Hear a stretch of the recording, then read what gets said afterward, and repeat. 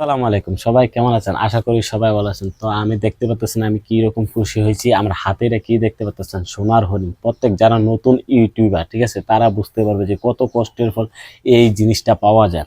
তো অনেকেই চেষ্টা করে, দেখা যায় অনেকে ব্যর্থ হয়, আবার অনেকে দেখা যায় সফল হয়, কিন্তু প্রত্যন্ত অঞ্চলে কিভাবে চিঠিটা পৌঁছায়, তো এই আমরা বিস্তারিত আলোচনা করব এবং কি কতদিনে আমি পেলাম আর এই মুহূর্তে আমি কিভাবে পেলাম, তো আজকে বিস্তারিত আলোচনা করব। তবে ভিডিওটি শুরু করার আগে সবাই চ্যানেলটিকে সাবস্ক্রাইব করবেন আর ভিডিওটা সম্পূর্ণ দেখবেন, ঠিক আছে।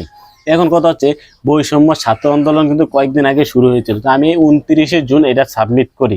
29শে জুন যখন সাবমিট করি তখন 17 জুলাই থেকে কিন্তু বৈষম্য ছাত্র আন্দোলন শুরু হয়ে যায়। তো 5 আগস্ট পর্যন্ত ছাত্র আন্দোলন চলে। কিন্তু এর মাঝখানে যখন আমি সাবমিট করি, দেখা যাচ্ছে যে নেটওয়ার্ক অফ ছিল, বিভিন্ন যোগাযোগ মাধ্যম অফ ছিল। আমি মনে করছিলাম যে এই প্রথম চিঠিটা আমি পাবো না, যা আমি তো আশায় ছেড়ে দিয়েছিলাম যে আমি পাবো না।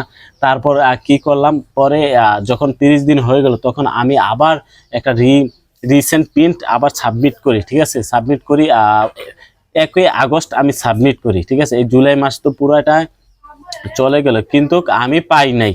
তবে বিশ্বাস করতে পারছি না যে এটা আমার প্রথম চিঠি। আমি মনে করছিলাম যে যে সময় ছাত্র আন্দোলন ছিল, আওয়ামী লীগ সন্ত্রাস বাহিনী দলে, আমি মনে করছিলাম যে চিঠি অফিস টফিস মনে উড়াই দিছে। তো ভাবছিলাম যে এটা হবে, কিন্তু আসলে তা না। কিন্তু আমার চিঠিটা গ্রামে চলে আসছে। আমি মনে করছিলাম যে আমার অ্যাড্রেসে হয়তো বা ভুল আছে, সেই জন্য আসে না।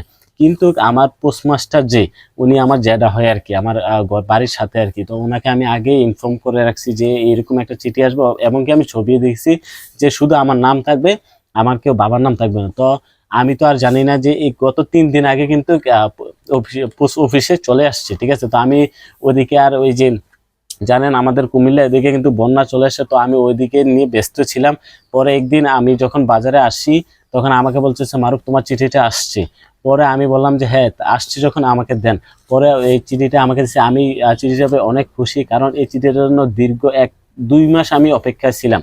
2 মাস পরে এই চিঠিটা, কিন্তু প্রথম চিঠিটা পাইছি, কিন্তু আমার আরেকটা চিঠি আসবে, কিন্তু ওইটা আমার কাজে লাগবে না।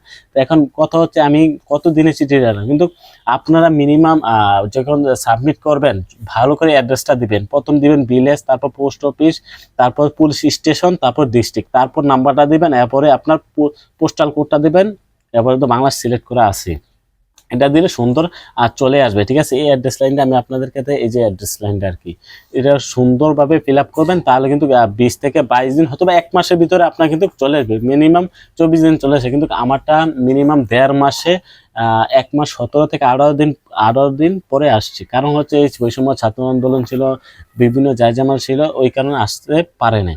তো সেই জন্য এটা আমি আজকে পাইছি। তো এটা আমি আপনাদের সামনে এটা বলবো, সবই আপনাদের অনুপ্রেরণা, ঠিক আছে। আপনারা যদি সাপোর্ট না দিতেন তাহলে কিন্তু আমি এত দূর আসতে পারতাম না, ঠিক আছে। তো আপনাদেরকে অসংখ্য ধন্যবাদ, পাশে থাকবেন, ঠিক আছে। তো এখন কথা হচ্ছে যে আমি এটাকে খুলবো।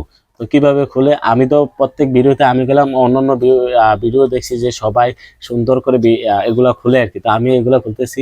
ওই এটার ভিতরে শুধু একটা কোড থাকে, ওই কোডটা আমরা ওইখানে সাবমিট করলে ভেরিফাই যে যে অ্যাডসেন্সের যে টাকাগুলো আসে ওইগুলা মানে ভেরিফাই ব্যাংক অ্যাকাউন্ট অ্যাড করলে আপনার চলে আসে।